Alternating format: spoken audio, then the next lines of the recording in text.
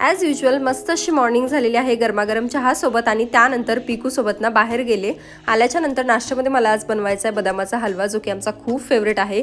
मस्त असा हलवा रेडी केला आणि त्यानंतर ना मला बाहेर जायचं आहे आणि बाहेर जाताना ना मस्त मला छान टापटीप जायला आवडतं, म्हणून इथे एक छान टिंटेड मॉइश्चरायझर यूज केलं, लायनर यूज केलं आणि त्यानंतर येतो माझा फेवरेट पार्ट म्हणजे लिपस्टिक. आणि माझ्याकडे ना या मार्सच्या काही पॉपस्टार लिक्विड मूज लिपस्टिक आहेत, ज्या सगळ्याच्या सगळ्या खूपच सुंदर आहेत.